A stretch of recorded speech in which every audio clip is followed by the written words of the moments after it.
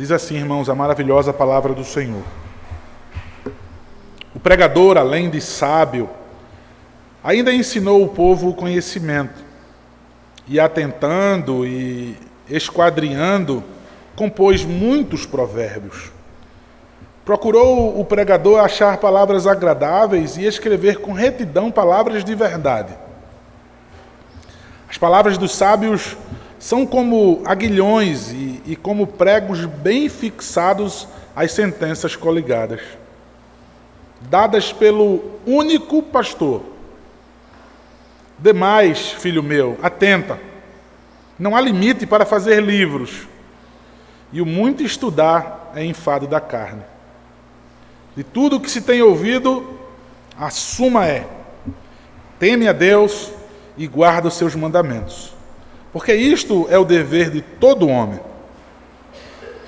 Porque Deus há de trazer a juízo todas as obras, até as que estão escondidas, quer sejam boas, quer sejam más.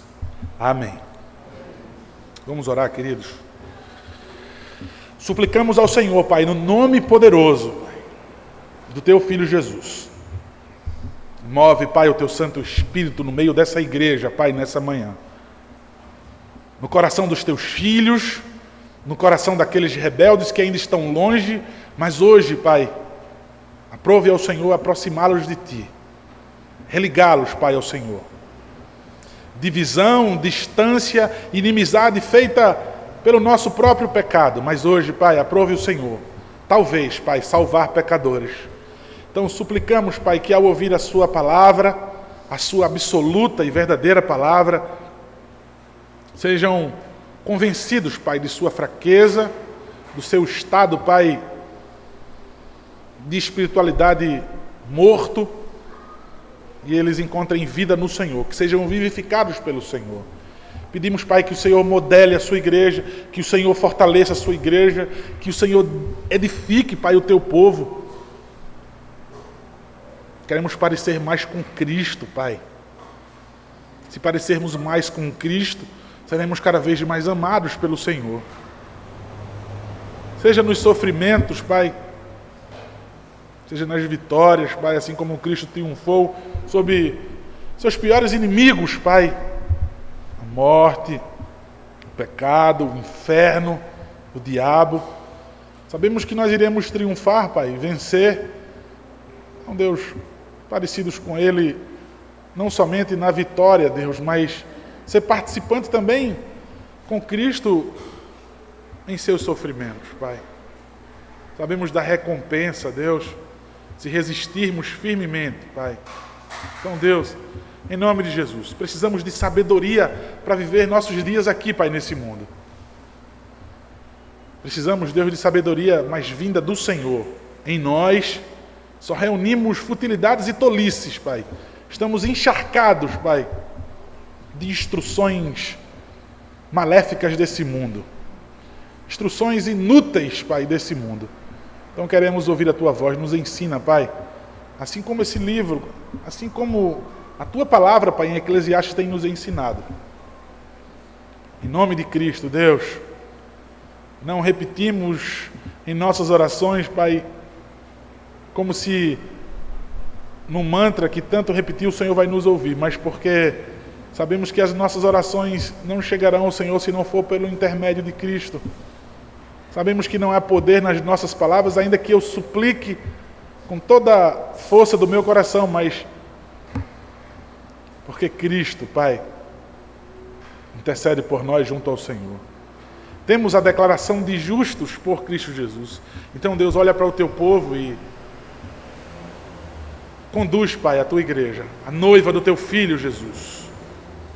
Purifica, Pai, a tua igreja. Tira todas as nossas manchas, as nossas rugas, Pai. Queremos assim estar prontos, Pai, para a consumação desse casamento e assim viver diante do Senhor para todo sempre, Pai. Em nome de Jesus.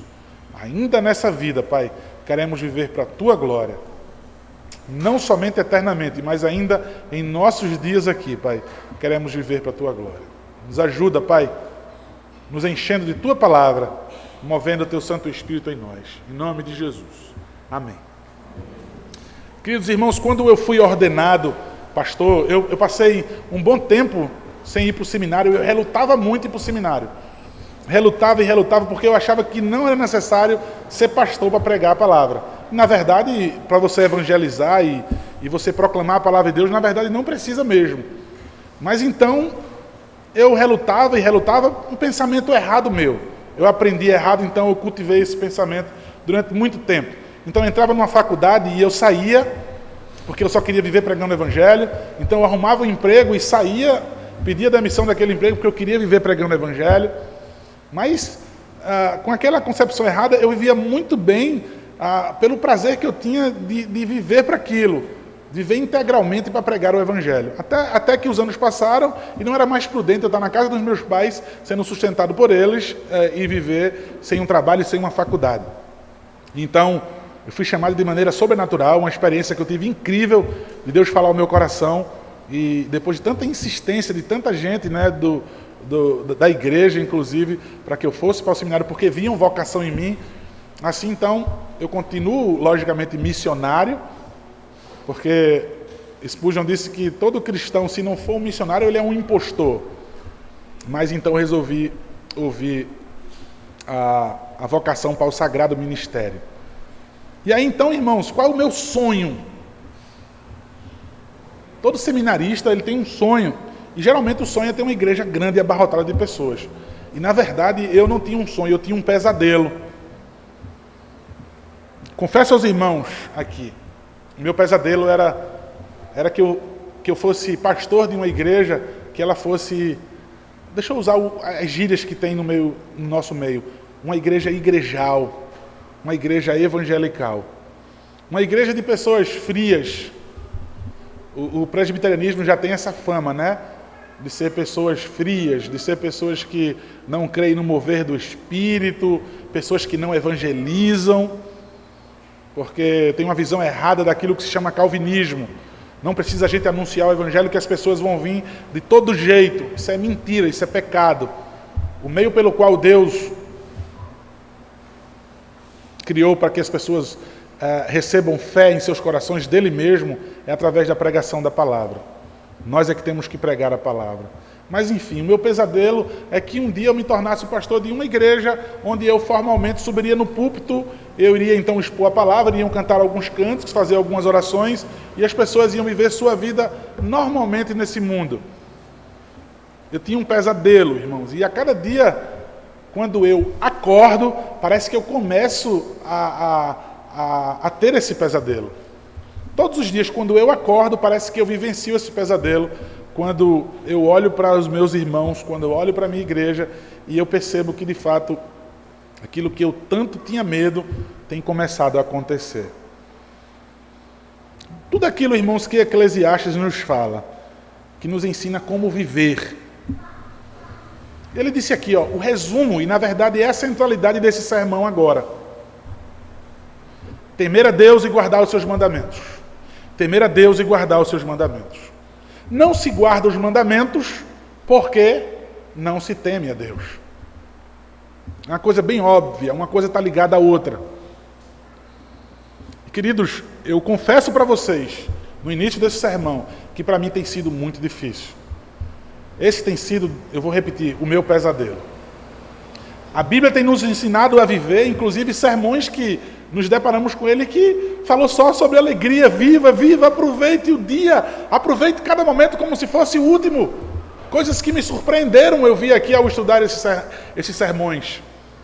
Ser feliz nessa vida, e Deus fez essa vida, Deus fez tudo, Ele é o Criador, Ele fez para que você aproveitasse mesmo. Toma proveito de cada dia, mesmo que os dias sejam difíceis, enfadonhos, trabalho, faculdade e outras coisas. Aproveita ali no trabalho, aproveita na faculdade. Se esforça para ser feliz nessa vida. Me surpreendi. Mas o que me parece é que nós não estamos entendendo. Obedecer os mandamentos do Senhor, o que significa temer a Deus.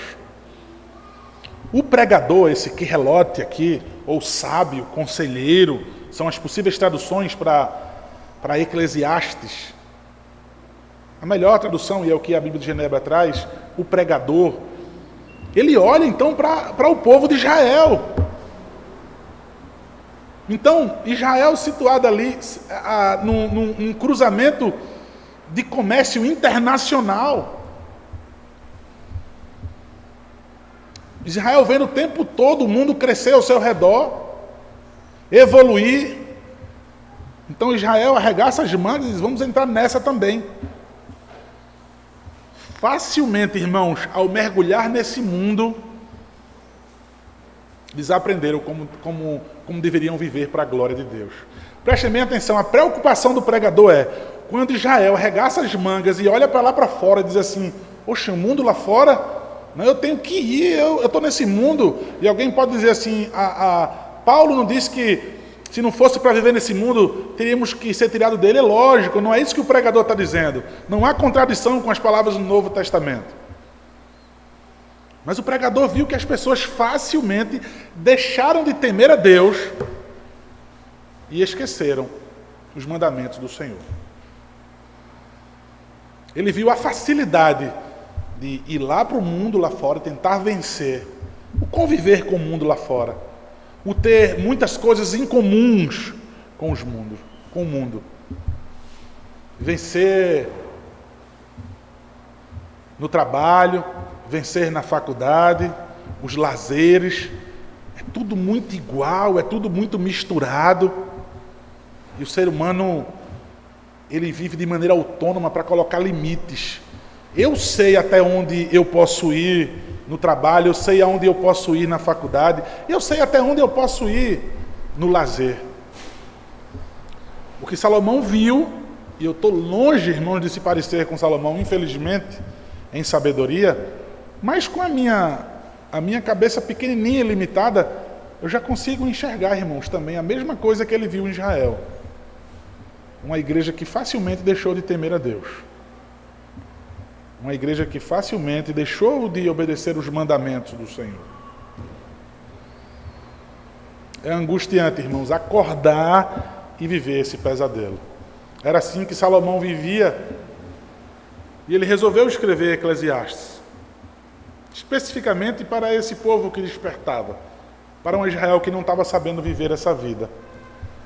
Temia talvez o comércio, porque naquela época se fazia fortuna da noite para o dia e ficava pobre também da noite para o dia. O lazer, os prazeres, cada vez aparecia mais novidades. Ele viu as pessoas facilmente destronando a Deus, colocando o seu próprio coração, as suas concupiscências, os seus desejos desenfreados, usando a sua própria lente. Prestem atenção. Eles começando a ver uma vida aqui debaixo do sol.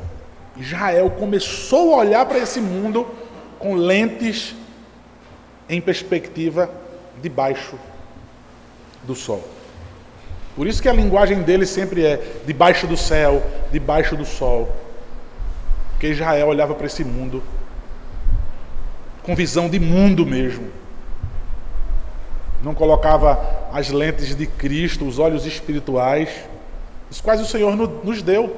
O Senhor nos deu sabedoria e discernimento. Deixou claro, nós temos as suas leis. Queridos, chega no final do livro, veja o que me assombra. Pastor, mas também o senhor está muito melindroso. Chegamos no final do livro. Sim, pastor, mas vamos dar início a outros livros. Mas, peraí, irmãos, acabamos um, e que lição nós tiramos? E que proveito, que edificação e que transformação tem acontecido em nossa igreja? O que eu tenho visto, irmãos, é obstinação. As pessoas têm fincado o pé e parece que têm dito assim, não, eu estou vivendo muito bem para Deus e já estou dando até a mais, está até sobrando a vida que eu tenho dedicado a Deus.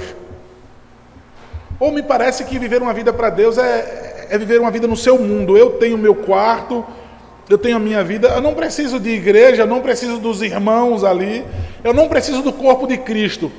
Eu sou corpo sozinho, eu sou o dedo e tenho o cabeça que é Cristo, então eu sou um corpo. É uma cabeça que é Cristo e um dedo. Esse é o corpo. Parece que as pessoas vivem assim, com essa concepção. Salomão, então, ele encerra, foi o que nós vimos no sermão passado, com uma poesia. Ele inicia seu livro falando sobre o ciclo da vida. Não sei se vocês estão lembrados. Nasce o sol, se põe o sol. Então ele termina o seu livro com uma poesia falando sobre a velhice e a morte. Interessante isso, o cuidado do pregador, a sabedoria dele. Inclusive ele vai dizer aqui, com tanto cuidado que eu resolvi falar palavras agradáveis. Palavras agradáveis, mas com honestidade e com dureza, para que vocês possam temer a Deus e guardar os seus mandamentos, porque vocês vão prestar conta diante de Deus. E o meu maior receio é esse. O que é que vocês vão apresentar em suas mãos diante de Deus? Como vocês vão se apresentar diante de Deus? Observe, irmãos, então, o versículo de número 9.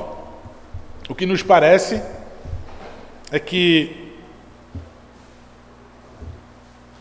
o pregador abandona a pena e o que era comum naquela época, não um prefácio, alguém que iria lá endossar aqueles escritos, mas me parece que um editor desconhecido, ele toma o rolo e volta a dizer, era costume na época não um prefácio, mas endossar no final. Então, diferente dos nossos dias, ele faz um pós-fácio e aí ele elogia o pregador. E diz assim, versículo 9, o pregador, além de sábio, ainda ensinou o povo o conhecimento.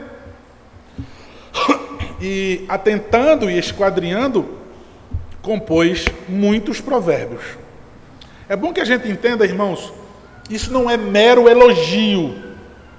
Eu vejo que nos nossos dias, pessoas são tiradas como sábias simplesmente pelo silêncio delas.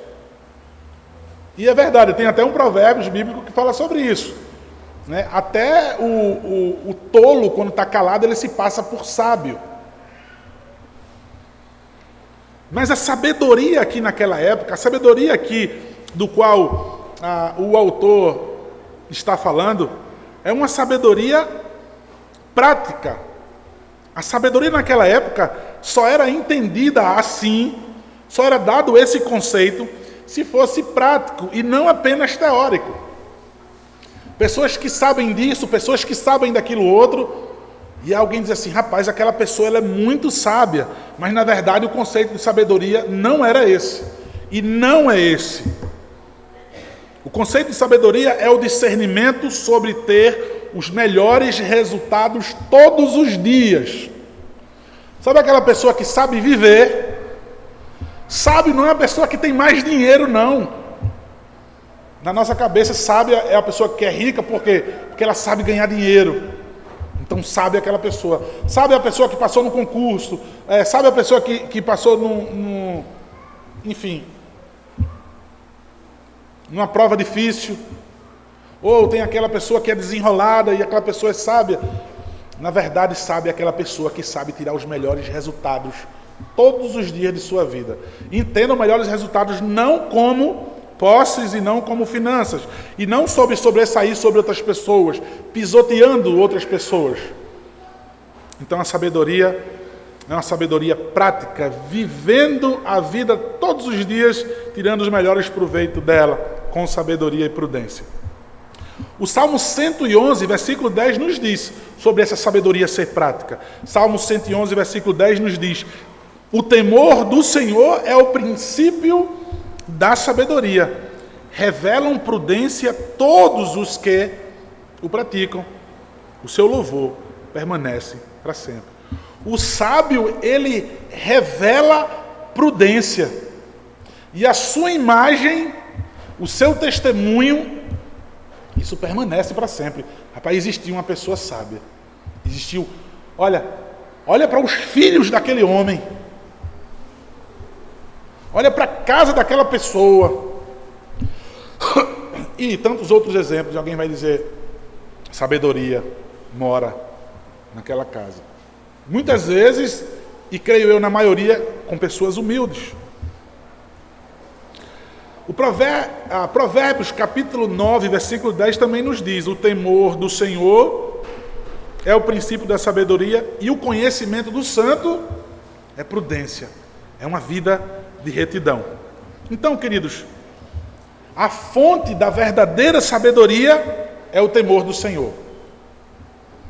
É ali que a sabedoria começa e é dali que ela impacta todas as áreas da nossa vida. A sabedoria começa no temor do Senhor e dali é que nossa vida toda é transformada a partir desse temor. Isso é ser sábio. Isso é ser sábio. Ganhar o mundo todo não é sabedoria. De que adianta ganhar o mundo inteiro e perder a sua alma? Isso não é sabedoria. Diz que esse sábio, e aí entendendo o conceito de sabedoria, ele não ficou para ele mesmo. Ele ensinou ao povo o conhecimento. O pregador não guardou para ele mesmo. Tinha um colega meu no seminário, no primeiro ano eu morei no seminário antes de casar. E eu tinha um colega meu de quarto, pastor hoje, homem de Deus, que ele dizia assim, chateado com alguns professores, né, que não viviam vida de prudência, que não eram sábios. E ele dizia assim, aí eu dizia assim, rapaz, como é que ele está aqui dando aula? E ele dizia algo que não é geral, por favor, entendam, mas ele dizia, quem sabe faz, Ronaldo, e quem não sabe, ensina. Isso é um conceito errado mesmo, mas infelizmente é uma verdade. Muitas vezes, eu quero corrigir, muitas vezes é verdade, mas é errado.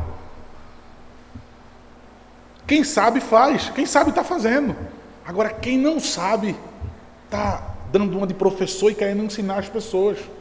Ou vocês não têm visto isso, irmãos, o tempo todo?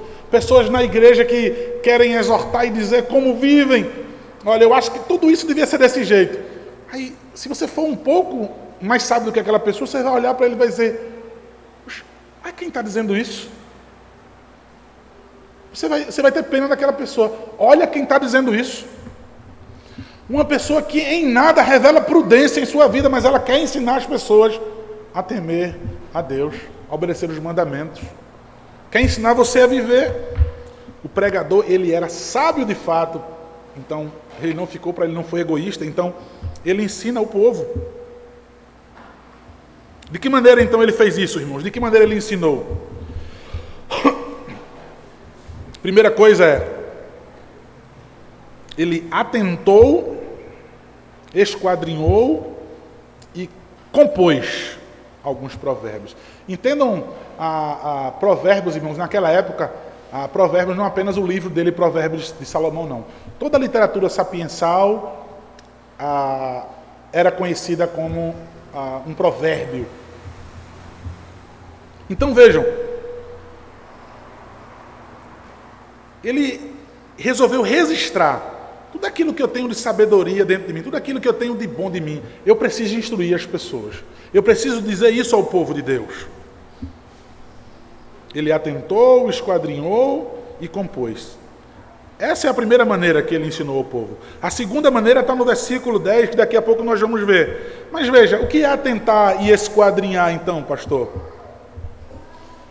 Esquadrinhar e atentar, ou seja, colocar numa balança, pesar, provar para ver se de fato aquilo era sábio, porque não foi algo que simplesmente deu na cabeça dele não, irmãos. Alguém soberbo, cheio de dinheiro, né, cheio de livros, de leitura, e disse, eu vou escrever umas coisas aqui, porque eu devo deixar mesmo alguma coisa para alguém, porque eu sou muito inteligente. Mas ele provou, ele pesou, para ver se de fato aquilo era sábio. Ele examinou de maneira cuidadosa, porque já existiam muitos outros livros em Israel. Muitos outros livros que eram atribuídos livros de sabedoria desde aquela época. Então, ele olhou para os outros livros e disse, deixa eu pesar, deixa eu esquadrinhar aqui, deixa eu atentar para ver se de fato isso é sabedoria vinda de Deus mesmo. De maneira cuidadosa, então ele examinou. Então, além de atentar e de esquadrinhar, ele compôs. A composição aqui significa, no original, organizar. Ele organizou na ordem certa. Cada palavra, todo o assunto, e nós sabemos, inspirado por Deus, ali ele concluiu o livro de Eclesiastes como palavra de Deus para nos ensinar. Então, no versículo 10, vai nos dizer a segunda maneira pela qual ele ensinou a sabedoria ao seu povo. O versículo 10 diz assim: procurou o pregador achar palavras agradáveis e escrever com retidão palavras de verdade. Palavras agradáveis palavras esteticamente agradáveis. Como eu já disse, ele inicia o livro com a poesia sobre o ciclo da vida, fala sobre levantar o sol e se pôr o sol. Depois ele faz outro poema central no livro falando sobre o tempo. Incrível, né? As pessoas conhecem muito Eclesiastes quando fala sobre o tempo. Tempo disso, tempo daquilo outro. Então ele fala tempo de nascer, tempo de morrer. Então ele conclui o seu poema final sobre a velhice e a morte. Quando ele vai dizer quando tremerem os guardas da casa, né? Quando as mãos do homem já estiverem trêmulas, ele não conseguir mais trabalhar. Então ali ele usou uma linguagem poética bem agradável para que pudesse ficar agradável de ser lida. Mas veja, a linguagem figurada que ele usa sobre a vida humana ser um sopro, a vida humana ser um vapor, o fio de prata que se rompe e aquele copo de ouro que se despedaça, não foi simplesmente algo feito para entreter as pessoas. Vou fazer um livro para virar um best-seller. Palavras agradáveis aqui não são palavras bajuladoras, da qual nós vimos o salmista condenando agora há pouco, nós cantamos, da qual o apóstolo Paulo diz aos Coríntios: eu não usei esse tipo de linguagem, eu não bajulei vocês, eu quero pregar Cristo para vocês e este crucificado. Ou seja, Paulo diz: olha, eu não usei palavras bajuladoras, mas com aguilhões para ferir mesmo vocês. Eu quero que vocês entendam o que significa a verdade em Cristo Jesus. Então, ele diz também, irmãos, que as suas palavras eram palavras o quê? Retas, palavras de verdade. Agradáveis, palavras agradáveis, e escrever com retidão palavras de verdade. Então, como eu já disse, ele queria muito mais do que escrever agradavelmente em entretenimento das pessoas. Ele usou essas palavras agradáveis com sabedoria, sabe para quê? Para falar algo sério. Não é um mero conselho. Ele queria falar algo correto, algo honesto, num mundo cheio de escritos e cheio de vozes mentirosas, imprudentes e enganadoras. O versículo 11...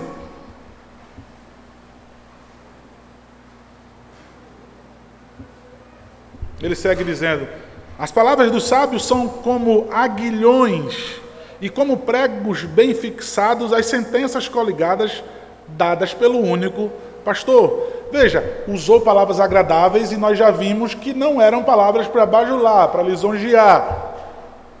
Ele procurou escrever da melhor maneira possível para deixar clara a retidão e a verdade. Mas em seguida ele diz: as palavras dos sábios são como aguilhões. Irmãos, Davi usa a linguagem para conduzir o rebanho, né? Como pastor, sobre a vara e o cajado. Aqui o pregador, ele quer falar sobre o instrumento, a parte do instrumento da vara em que causa dor. Ele quer se concentrar nisso. Então, na ponta da vara tinha um aguilhão. Aguilhão, os mais antigos podem entender como sovelas, um instrumento que o sapateiro usava, ou aqueles que confeccionam bolsas, que trabalham com couro, um instrumento pontiagudo que ele usava para poder furar o couro. Então, na vara que o pastor usava, na ponta tinham esses aguilhões. Tinha esse instrumento perfurante, usado para causar dor. O pastor usava para conduzir o seu rebanho e fazer com que ele andasse na direção certa. Ele precisava tocar o rebanho, então, muitas vezes, o animal saía de junto dos outros, se perdiam. Ele tinha a responsabilidade de manter a integridade de suas ovelhas. Então ele precisava de um instrumento que causasse dor, porque causando dor funcionaria. E alguém vai dizer, não, era só chegar para as ovelhas e fazer um barulhinho que elas vão ouvir. É melhor causar uma pequena dor na ovelha, ou deixar que ela se dispersasse, se perdesse, caísse de um precipício e morresse, ou, como a ovelha é completamente dependente do seu pastor, ela fosse para um lugar que não tinha pasto, que não tinha água, e morresse ali de fome, ou que fosse devorado por feras. É melhor então que ela recebesse algumas catucadas ali, sentisse a dor, para saber que está saindo da ordem, saber que está saindo do caminho reto, algo que pudesse de fato despertar a sua atenção. Então o pregador sabe que as palavras sábias, elas são como aguilhões. Lembra de uma coisa que eu já falei tanto aqui, sobre o que a gente bota nas redes sociais? Eu prefiro uma dura verdade do que uma doce mentira. Já ouviram isso? Eu já falei para vocês, não ousem fazer isso. A pessoa está pedindo na rede social. Se você disser, você vai perder um amigo. Aquela pessoa que botou no carro um adesivo, se for crente, buzine. Um recém-convertido vinha atrás, todo aquele calor da emoção, no sinal vermelho, leu, se for crente, buzine, ele com todo orgulho, enfiou a mão na buzina com toda a força. Ele era muito crente, ele tinha acabado de se converter. E aquela pessoa da frente abriu o vidro e xingou, e xingou, e xingou, e gritou. E aquele homem crente ali, recém-convertido, ficou constrangido no trânsito. No momento ele conseguiu colocar o carro para o lado daquela pessoa para pedir perdão. E disse assim, eu queria lhe pedir perdão. Perdão o quê, rapaz? Está ficando doido, o sinal está fechado, seu maluco. Ele disse, não, é porque eu vi o adesivo lá atrás, se for crente. Ô, meu irmão, a paz do Senhor. Veja, você coloca nas redes sociais, eu prefiro que você diga uma dura verdade. Me fira com a verdade, eu prefiro, do que uma doce mentira. Experimente fazer isso. Não experimente. Como eu estou dizendo, você vai perder o amigo. O pregador sabia, palavras sábias, elas são como aguilhões. Elas vão furar, elas vão catucar, elas vão incomodar a consciência, o orgulho, a soberba, a razão tola de algumas pessoas. O provérbio vai dizer que somente o sábio, somente o sensato, ele sabe receber uma crítica. E ele toma proveito daquela crítica para crescer, para melhorar.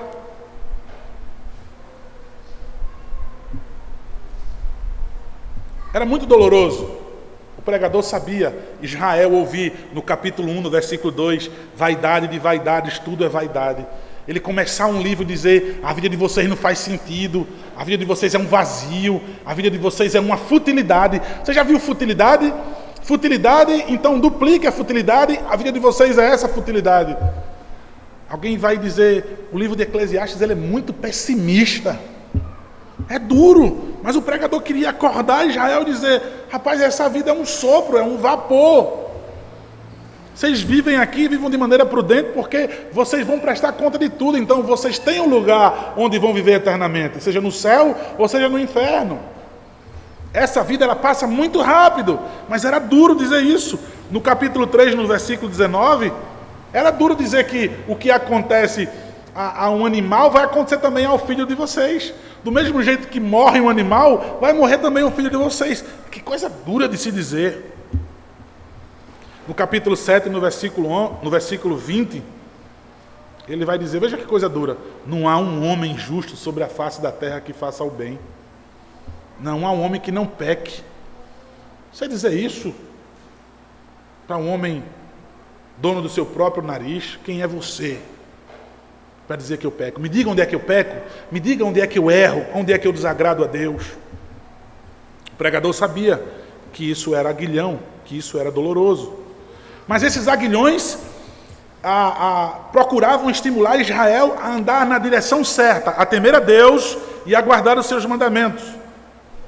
Em algumas comunidades hebraicas, até hoje, quando eles comemoram a festa dos tabernáculos, eles leem Eclesiastes enquanto eles revivem, né, lendo a história, a longa jornada do povo de Deus peregrinando no deserto. Como Deus conduzia o seu povo com aguilhões, com algumas dores. Guiava o povo pelo deserto até a terra prometida, ajeitando, endireitando os passos do seu povo até essa terra prometida. Nós vimos que até hoje os pais, inclusive, usam versículos bíblicos como aguilhões. Os pais sempre, até mesmo pais que não são crentes, o que é que a Bíblia diz? Que você deve me obedecer, rapaz, honra teu pai e tua mãe. E muitas vezes os filhos se irritam quando ouvem aquelas verdades. Os filhos se rebelam e desprezam aquelas verdades. Mas, irmãos, então, o versículo ainda diz: pelo único pastor, como pregos e sentenças dadas pelo único pastor. Esses pregos, tá, irmãos, serviam para fixar a tenda dos pastores no chão. O pastor estava lá com as ovelhas longe, vinha uma tempestade, então levavam a sua tenda embora, ele não tinha mais abrigo. Então aqueles pregos, eles eram colocados para deixar estáveis e seguras as moradas dos pastores. Então ele vai dizer que essas sentenças, esses aguilhões, sentenças coligares e aguilhões, ou seja, uma serve para dar a direção correta e a outra serve para trazer segurança, ou seja, a estabilidade. E ele vai dizer o quê? Um único pastor. Quem é esse único pastor, irmãos? O próprio Deus. Deus era conhecido em Israel como o próprio Deus, como o próprio pastor. Salmo de número 80, versículo 1 diz: dá ouvidos, ó pastor de Israel, tu que conduzes a José como um rebanho, tu que estás entronizado acima dos querubins, mostra o teu esplendor. O profeta Isaías, em Isaías 40, versículo 11, proclama Deus como o pastor que apacentará o seu rebanho. No Salmo 23, versículo 1, nós sabemos que Davi diz: o Senhor é o meu pastor. Mas o único pastor também aqui é um tipo de Cristo. Tem pouca tipologia no livro de Eclesiastes. Pouquíssimas não, raras. Se eu não me engano foi essa e outra, se eu não estiver errado. Mas aqui é uma delas. Esse termo é usado somente aqui e em Ezequiel 2 vezes. Ezequiel capítulo 34, versículo 23 e 24. Se você não abrir, eu quero que você preste bem atenção nesse tipo de Cristo do qual Ezequiel coloca como sendo o pastor. Suscitarei para elas um só pastor, e ele as apacentará. O meu servo Davi é que as apacentará. Ele lhes servirá de pastor. Eu, o Senhor, lhes serei por Deus, e o meu servo Davi será príncipe no meio delas. Eu, o Senhor, o disse. Ele se referindo aqui a Cristo, o filho de Davi prometido, o rei pastor. E ainda no capítulo 37 de Ezequiel, versículo 24 e 25, mais uma vez, aqui, Jesus Cristo, um tipo de Cristo aqui como pastor. O meu servo Davi reinará sobre eles. Todos eles terão um só pastor, andarão no meio dos juízes, guardarão os meus estatutos e os observarão. Habitarão na terra que dei a meu servo Jacó, na qual vossos pais habitaram. Habitarão nela, ele e seus filhos, e os filhos dos seus filhos, para sempre. E Davi, meu servo, será seu príncipe eternamente. E Cristo, esse pastor, esse único pastor, será seu príncipe eternamente. No Novo Testamento, o próprio Cristo, em João capítulo 10, versículo 11, afirma ser o bom pastor. Hebreus, que nós estamos vendo à noite, no capítulo 13, versículo 20, também se refere a Jesus assim, o autor de Hebreus. Ora, o Deus de paz que tornou a trazer dentre os mortos a Jesus, nosso Senhor, o grande pastor das ovelhas, pelo sangue da eterna aliança. E esse pastor também, prestem atenção, irmãos, esse bom pastor, esse único pastor, Cristo, também usava aguilhões. Usavam também palavras sábias que eram duras.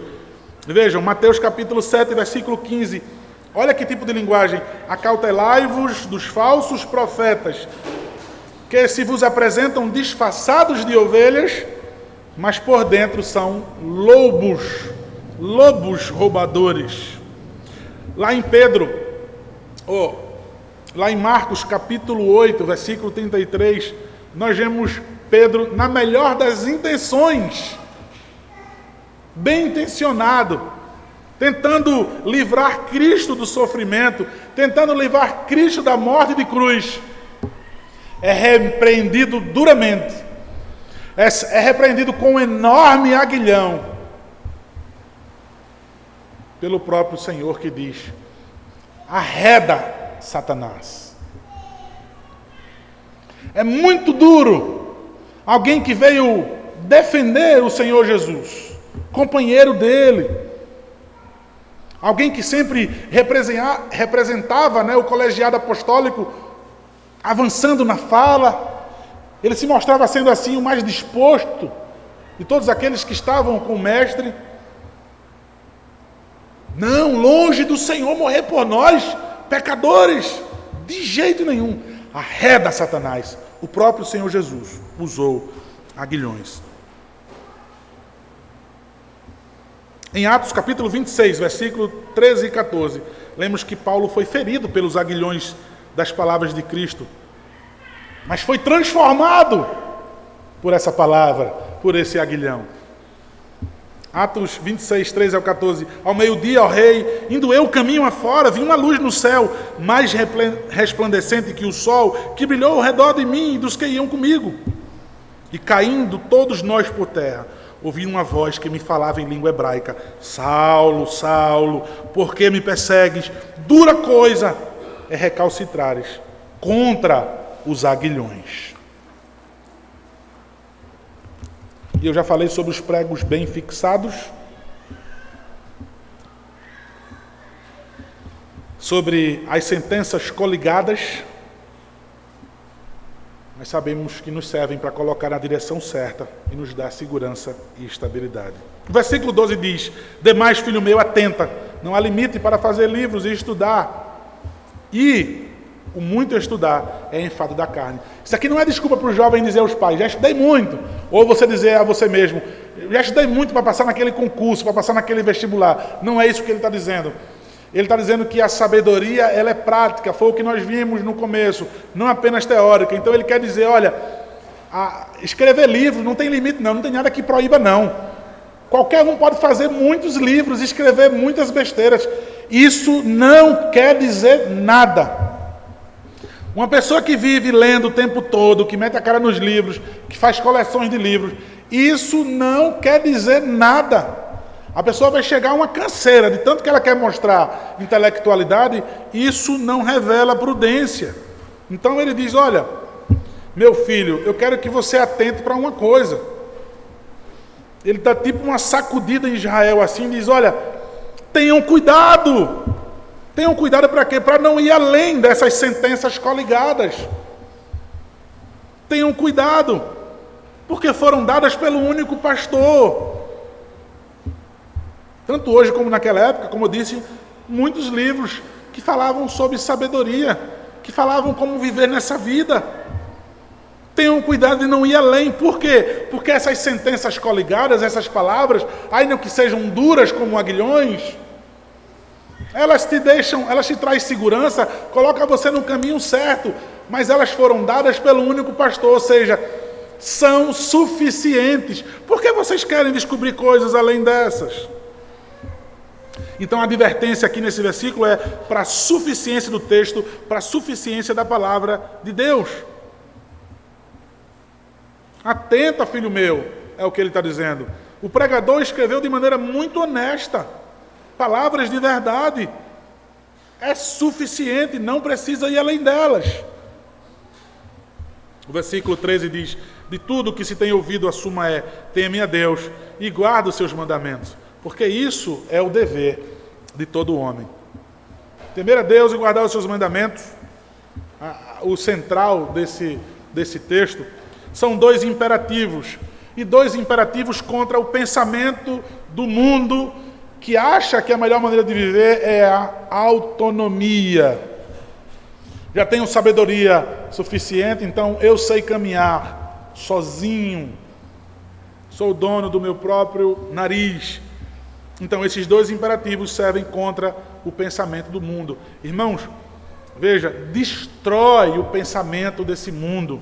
Você tem um governador, você tem um rei, você tem alguém que diz a você que você está errado. Lembram que eu falei de um tio meu?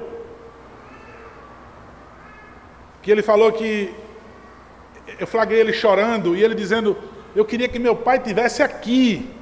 E eu disse, por quê? Veio aquele homem idoso chorando. Eu queria levar uma surra dele. Por que você queria levar uma surra do meu avô? E ele disse, porque eu fiz e faço tanta besteira. Você vê um homem idoso falando isso para você. Eu já fiz e continuo fazendo tanta besteira na minha vida. E não tem ninguém para dizer a mim, seja homem, rapaz. Não tem ninguém para dizer a mim, faça as coisas direito. Isso está errado. Não tem ninguém para dizer a mim, não é por esse caminho, é por aqui. O pensamento do mundo, vai, está tudo bem, tenta e se arrisca. Temer a Deus, guardar os mandamentos, mais uma vez. Dois imperativos contra a filosofia desse mundo caído e corrupto. Então o pregador já tinha orientado, irmãos, em todo o seu livro, capítulo 3, versículo 14, ele já falou sobre temer a Deus. Capítulo 5, versículo 7, ele fala sobre temer a Deus. Capítulo 5, versículo 7, e agora o capítulo 7, versículo 18. O capítulo 8, versículo 12. Temer a Deus, temer a Deus, temer a Deus. Temer a Deus não é ficar aterrorizado com Deus, não é ter medo de Deus, mas é ter reverência. Temer a Deus é levar Deus a sério, mas não é levar a sério como você leva seus estudos, não é levar a sério como você leva o seu trabalho, o seu namoro, mas é ter Ele como prioridade da sua vida. Reconhecê-lo em sua vida como aquilo que você tem de mais precioso. É reverenciá-lo, é honrá-lo, é adorá-lo.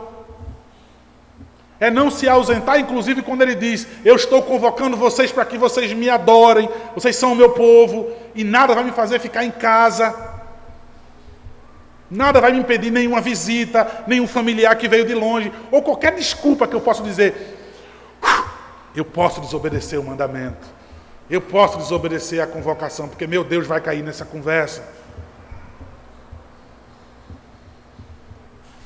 Temer a Deus é aquilo que o apóstolo Paulo disse, irmãos, de maneira incrível, aos filósofos de Atenas.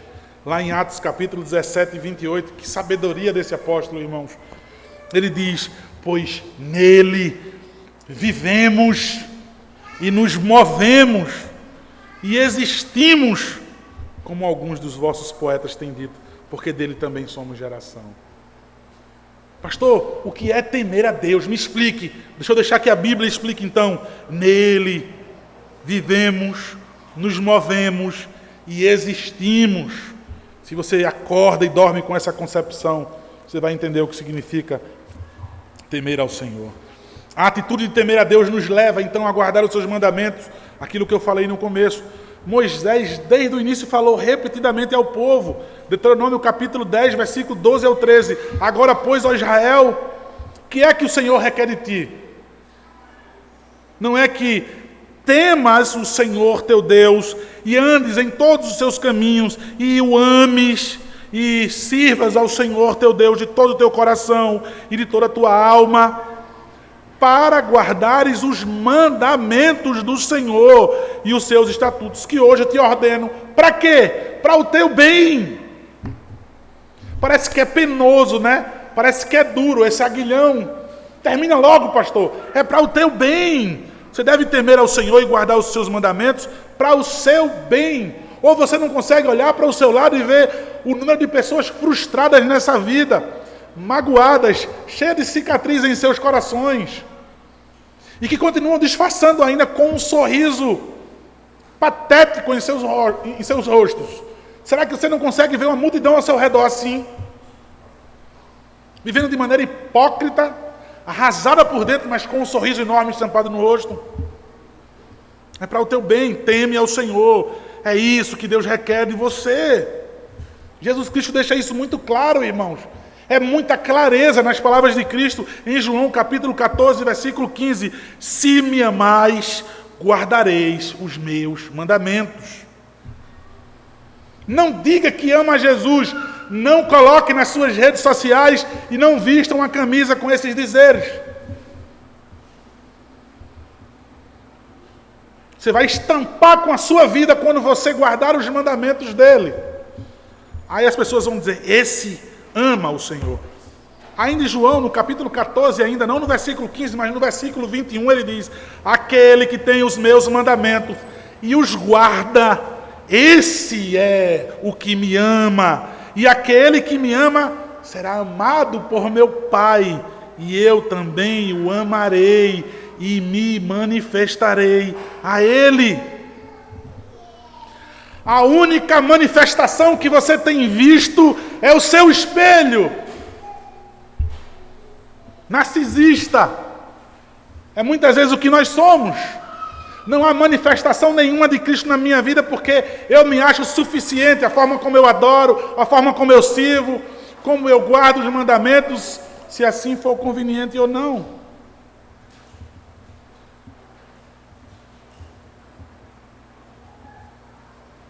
O pregador sabia da facilidade dos israelitas esquecerem do senhorio de Deus, dos mandamentos, para ouvirem a voz do seu coração forjada por tudo aquilo que eles agora cobiçavam naquele comércio internacional, naquela vida ali fora.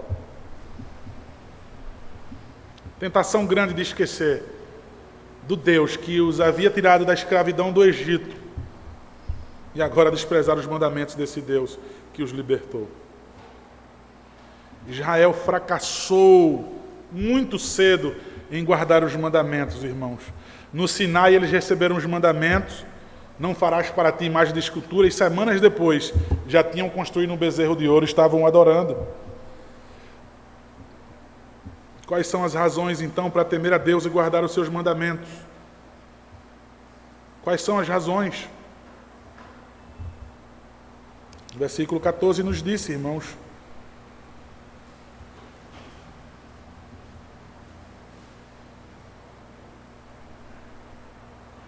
a segunda resposta no versículo 14, mas a primeira ainda nesse versículo 13.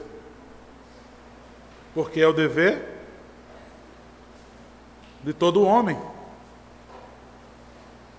Porque é o dever de todo homem temer a Deus e guardar os seus mandamentos. Sabe o que é interessante, irmãos, nesse versículo? É que no original não existe a palavra dever. Então, literalmente, o texto diz assim: o povo deve temer a Deus e guardar os seus mandamentos, porque é o tudo de todos. Porque não é o dever de todos, não.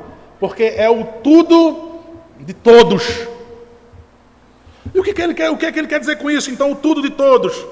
Que não é apenas o nosso dever, como nós temos a tradução aí no português, mas é a nossa essência. É a nossa essência, não é apenas alguns lugares da minha vida, do meu pensamento, dos meus planos, mas é o meu tudo. É o tudo meu, é o tudo seu, o tudo da igreja, do corpo de Cristo. Os nossos catecismos iniciam assim. Qual é o fim principal do homem, ou o fim principal e supremo do homem? Glorificar a Deus e gozá-lo para sempre. Glorificar a Deus e encontrar prazer nisso para sempre, se alegrar nisso para sempre. Guardar os seus mandamentos em absolutamente tudo na minha vida. Glorificá-lo em tudo na minha vida. O versículo 14, então, onde há a segunda razão por que é que eu devo guardar os mandamentos. Diz assim o versículo 14 e último, irmãos. Porque Deus há de trazer juízo. Todas as obras, até aqui estão escondidas, quer sejam boas, quer sejam más. Essa então é a segunda razão, porque eu devo temer a Deus e guardar os seus mandamentos, porque eu vou prestar conta diante de Deus. Em Mateus capítulo 12, versículo 36 e 37, Jesus Cristo nos adverte: digo-vos que de toda palavra frívola que proferirem os homens, dela darão conta no dia do juízo, porque pelas tuas palavras será justificado e pelas tuas palavras serás condenado. Mas esse mesmo Cristo que nos adverte, ele mudou, ele transformou completamente esse conceito de temor. Nós, os seus filhos, o seu povo, nós não devemos guardar os mandamentos unicamente por medo do juízo, mas por gratidão, pois ele é a nossa salvação. Observe o que o próprio Cristo diz então, João capítulo 5, versículo 22 ao 24. E o Pai a ninguém julga, mas ao Filho confiou todo o julgamento, ou seja, ele é o próprio juiz. Versículo 23 diz: a fim de que todos honrem o Filho do modo porque honram ao Pai, o Pai. Quem não honra o Filho, não honra o Pai que o enviou. Em verdade vos digo, quem ouve a minha palavra e crê naquele que me enviou, tem a vida eterna. E veja agora, não entra em juízo, mas passou da morte para a vida. Que segurança, irmãos, em Cristo Jesus, quando nós formos prestar conta de tudo aquilo que a gente fez, quando a gente chegar nos momentos dos nossos pecados, da nossa blasfêmia contra Deus, momento em que o mundo ímpio que rejeitou o temor do Senhor e os seus mandamentos vão ficar aterrorizados, nós receberemos a declaração de justos. E Cristo vai dizer: entra, servo amado, no gozo do teu Senhor. Entra, servos amados, no gozo daquele em quem vocês temeram, daquele a quem vocês ouviram a voz como ovelhas. O pregador, irmãos, a sua palavra, vem nos advertir, com palavras agradáveis, cheias de sabedoria, que nos fere muitas vezes, mas nos fere para nos curar, como uma vacina que nós tomamos, que dói aquela agulhada, mas nós sabemos que aquilo vai nos livrar de tantos e tantos males. O Senhor vem trazer a sua palavra para o seu povo. Ele vem transmitir a sua sabedoria e dizer: eu quero que vocês saibam como andar. Assuma o resumo de tudo da sua vida. É que vocês mostrem sabedoria vivendo. E essa sabedoria, o resumo de tudo que eu posso ensinar a vocês: temam a Deus. Temam a Deus. E ouçam os seus mandamentos. Queridos irmãos, quando eu falei no começo sobre o meu pesadelo de ter uma igreja igrejal, evangelical, é a minha preocupação nas palavras de Cristo, que trazendo tudo aquilo que o pregador disse para ele, na centralidade dele, ele dizer: quem me ama, eu vou revelar quem me ama, eu vou deixar claro quem me ama, é quem guarda os seus mandamentos. Irmãos, se essa é a forma de mostrar amor pelo meu Senhor, temor pelo meu Senhor, eu vou buscar nessa lista quais são os mandamentos. Eu quero revelar prudência, mostrando meu amor, meu temor ao Senhor, ouvindo cada vez mais as suas palavras e de prontidão obedecer. Porque o que eu tenho medo, irmãos, é sermos igreja e o Senhor Jesus Cristo dizer: não me amam. não me temem. Ou vocês acham que vamos deixar de ser igreja? Irmãos, há um grande erro achar que uma igreja evangélica, ela não é abençoada por Deus porque ela se divide e ela fica pequenininha e o número cada vez é menor. Pode ser também isso. Mas também de o Senhor entregar também os homens. Abandonar e dizer, continuem fazendo os seus shows. Esqueçam meus mandamentos, esqueçam o temor, inclusive até com irreverência na hora dos shows de vocês, do entretenimento de vocês, que vocês chamam de culto, que vocês chamam de adoração, continuem para a própria perdição de vocês. Mas, queridos, saber que o tudo de todos vocês, irmãos, é temer ao Senhor e guardar a sua palavra, revelando prudência, revelando que ama o Senhor Jesus Cristo.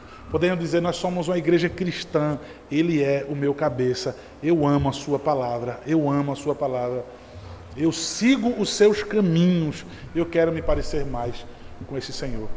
Queridos, que nossa igreja possa ter uma paz em tudo aquilo que eu vou apresentar diante de Deus. Eu vou prestar conta diante de Deus, tenho convicção. Esse Cristo que eu amo, que eu escuto os seus mandamentos, Ele vai me absolver de toda a culpa, das minhas obras boas e das obras más. Eu posso descansar. E isso não me traz medo, isso não me traz dúvida, porque nessa manhã, eu passo a amar o Senhor, eu passo a temer o Senhor e a ouvir os seus mandamentos. Eu estarei livre do juízo quando eu for prestar contas. Que assim seja o seu descanso, a paz do seu coração, hoje e para sempre. Amém.